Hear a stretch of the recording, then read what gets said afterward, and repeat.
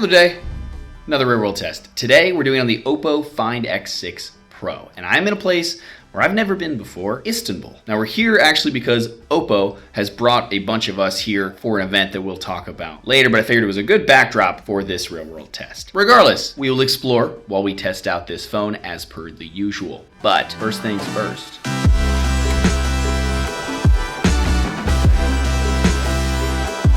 So there's something for me that I always think of when I think of Turkey.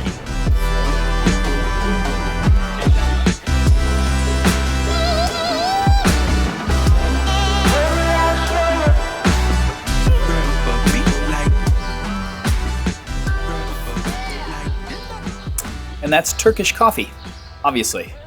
Coffee, check. Now apparently, Turkish coffee was first brought to Istanbul in 1555 by two Syrian traders, and by the 17th century, it became a big part of the Ottoman Empire's royal ceremonies. From the Sultan being ceremoniously served coffee by his personal coffee makers, to even marriage customs where potential wives were judged by their coffee-making skills. Now it's brewed in this long-handled pot that you usually see made out of copper, and you get the choice of 1, 2, or 0 sugar cubes, which they add while brewing. And I've decided 1 sugar is perfect for me. Now the whole process of brewing coffee with the rituals and the special preparations is now on the UNESCO Intangible Cultural Heritage list as of 2013. Honestly, it's just super strong. I kind of love it.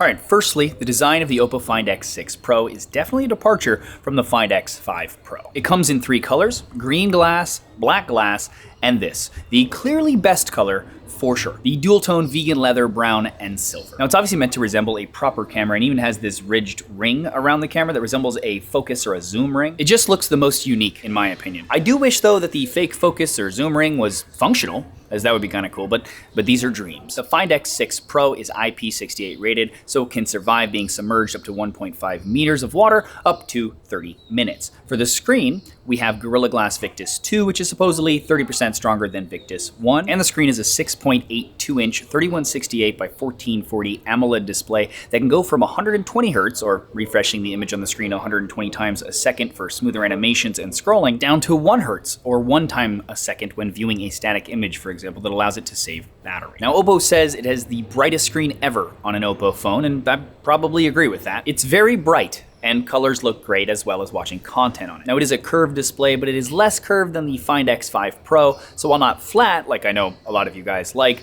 it's better than the usual super curved displays. And honestly, it's a way that a lot of companies seem to be going with their curved displays, which makes sense. And of course, you've undoubtedly noticed the giant camera array on the back as an indication that the cameras are a bit of a focus. That is just genius, really.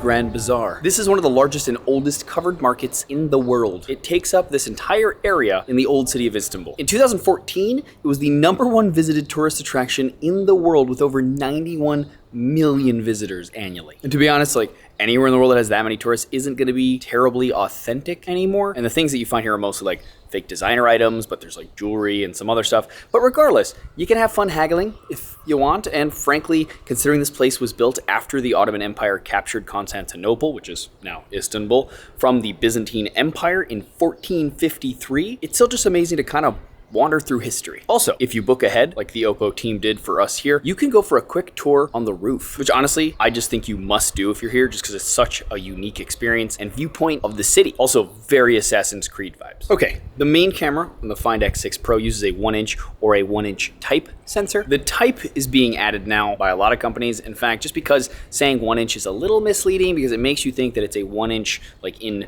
diameter sized sensor, but it's really a lot smaller than that. Long story short, short, it's an outdated metric from back when we had cathode tubes in TVs. Glass circumference was measured in inches, and a 1-inch tube had a 0.63 inch of sensitive area that accepts light. The same is true here. 0.63 inches of these 1-inch sensors are covered in photodiodes and actually accept light. Technically, even a micro 4/3 camera sensor is 22.5 millimeters diagonally, so it's less than 25.4 millimeters. That would actually equal an inch. Is this confusing? Yes. Are companies necessarily lying to us when they say these things? No. The truth is it'd be very hard when we're using this outdated metric for a company to come out with a new sensor and go, it's a 0.63 inch sensor, when everyone else is calling the same thing a 1-inch sensor. It would just sound like the 1-inch sensor was better, even though they're the same size. Regardless, since everyone is using the same metric, you can still use it for comparison. So this IMX989 1-inch sensor is 8.8 by 13.2 millimeters and is larger than, say, the iPhone 14 Pro's IMX803 sensor, which is a 1 by 1.3 inch or 9.8 by 7.3 millimeters. Now, why does that matter? Well, the size of the sensor to a degree dictates the amount of light it can gather along with the pixel pitch or the pixel size. And there are other factors like ways of making each pixel deeper instead of larger, as I talked about in my Xperia 1 Mark V real-world test that you can check out below if you're interested. But the sensor and pixel size are a good starting point. So our 50 megapixel main camera on the Find X6 Pro has 1.6 micron sized pixels. But by default, like most phones these days, that is binned in sets of 4 to get massive 3.2 micron sized pixels. Here's that compared to the iPhone 14 Pro, S23 Ultra, and Pixel 7 Pro, to give you an idea. Now, hardware, as we've learned very much with the Pixel phones back in the day, showing us how good a photo they could get with using the same older, smaller sensor for years in their phone, isn't the entire story. The software processing for the HDR, the sharpening, etc. makes a big difference too. And in a lot of cases, the color science within that can cause subjective feelings as well, like how some people like the cooler images of an iPhone or the more saturated images of Samsung, etc. Regardless of the processing though, a larger sensor definitely gives you a big head start. Now, the objectively different thing is going to be bokeh, the blurred separation between the foreground and the background. The larger the sensor, the more bokeh you'll have when you take a photo of a closer subject, whether that's a person or a thing. I also got an update recently, and now there's a 2x zoom, and it apparently crops the main sensor by grabbing a 12.5 megapixel section out from inside the 50 megapixel main sensor, just like the iPhone and the Pixel do. And just like with those, you lose pixel binning, so low light won't be as good as a dedicated 2x with larger pixels, but it's better than a digital zoom, so it's a nice balance for an extra decent focal length without adding hardware. Now, besides that, Oppo likes to say that it has a triple primary camera design, as in all 3 of the cameras are primary cameras in terms of quality and the sensors, etc. Truthfully though, the main sensor is still the largest of the 3 by a decent amount, so not so much. But with that said, the ultra-wide and telephoto are the same sensor. They're a 50 megapixel IMX890, and they are both larger than you'd find on most phones at 1 by 1.56 inch. With 1 micron size pixels, they get binned by default to 2 microns in a 12.5 megapixel image. So that is still impressive. To put that into perspective, the iPhone 14 Pro has 1 micron sized pixels for the telephoto and 1.4 microns for the ultra-wide. The S23 Ultra has 1.12 microns for the 10x and 3x zooms and 1.4 microns for its ultra-wide. So yes, they are larger than normal, for sure, and technically should have better dynamic range. Again, hardware here isn't everything,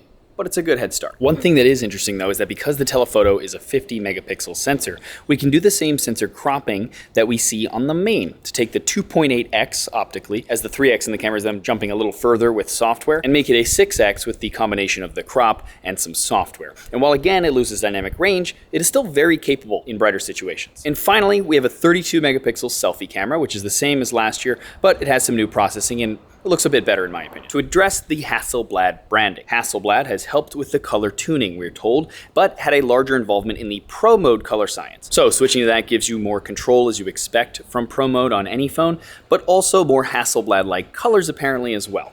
As far as I can tell, it ups the contrast for sure. They also have some interesting color profiles for their portrait mode that are kind of cool. I'm not the biggest user of portrait mode though, but my buddy Michael Fisher of Mr. Mobile fell in love with this phone's portrait mode on a recent trip that we took to Austin for a John Deere event. So I'll link his video below if you want to see more of that, as well as the video that I did while there on the S23 Plus if you're just kind of curious. Okay, I feel like that was a lot of information, a bit techie. Hope that's okay. But now, let's go ahead to do the thing that, if we're honest, is really the reason that Oppo brought us here. I apologize ahead of time for the amount of cats that will be in this video. They're everywhere, and you can't help but take photos of them. I'm sorry.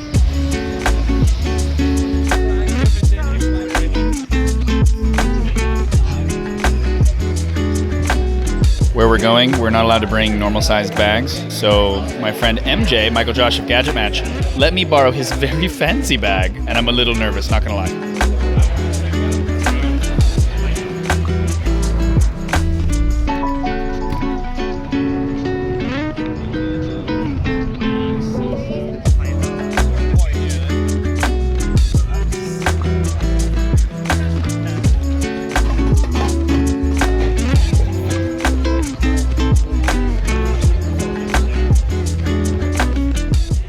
And welcome to the Champions League final. Man City versus Inter Milan. And again, since we're here with Oppo and they happen to be a sponsor of the Champions League, we're in a little area called the Champions Village, which is like this little pavilion only for official sponsors. A little Oppo specific area is like a little nightclub with so much food. It's so cool. Okay, but while we're here, let's talk a little bit more about some things on the Oppo Find X6 Pro. And honestly, specs-wise, it just feels like Oppo packed this phone with whatever they could. We have the latest Qualcomm Snapdragon 8 Gen 2 chipset, and we have LPDDR5X RAM, which is the fastest spec available right now for RAM, if you're not familiar. Also, I did a video on the different RAM and what that actually means. If you're curious, I'll leave a link below to that. Now, we also have UFS 4.0 storage, again, fastest available spec out right now. And of course, the phone feels super snappy, and those specs are probably overkill, but nice to have, I suppose. Now, honestly, I think the S23 series of phones feels faster for some reason.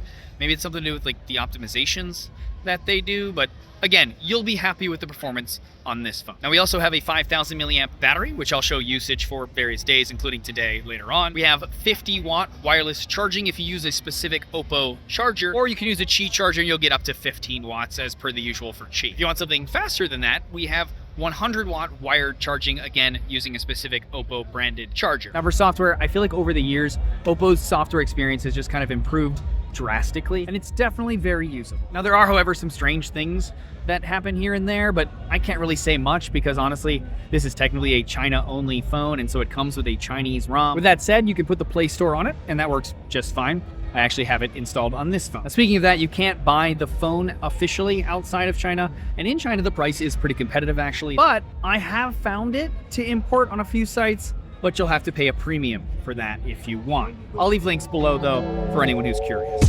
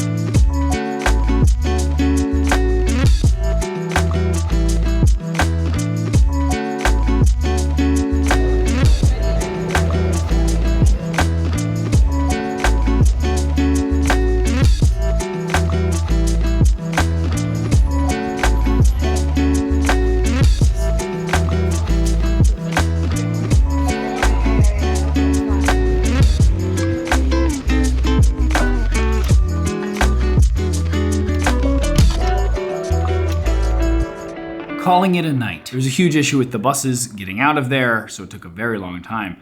It is 3:30 in the morning. But what a day it has been. That was pretty cool. But my phone did die at some point during the day, and I recharged it with the battery pack that I had. Here is my screen out time and my usage for when that happened for today. Now, keep in mind, as always, this is a real world test day. It is not a normal day, so take all of this with a grain of salt. But here is another day that was not a real world test day, so you have a better idea of what to expect. As far as battery life is concerned, it's solid. I think it actually did a pretty good job. Now, really quick to clear something up. Yes, Oppo did bring us on this trip, but there was no expectation of me making this video. They never got to see this video before it went live and all of that. But at the end of the day, honestly, it's a pretty solid phone that you can't really buy in most countries unless you're in China, the only country that YouTube doesn't play in. Hope you guys enjoyed it anyway. Let me know what you guys think in the comments below of the video, of my little weird format that I do. I will leave links though to places that you can import the phone from should you wish to do so, or just go check that out below. I am fried. So, good night. Personal coffee maker, nope, bike. Every country in the world, every city in the world, motorcycle. Car, truck, car, nope, car. Cobblestone Street, cars. So much traffic. In an alley. Vespa. Another motorcycle? I hear it, but I don't see it. Oh, there it is.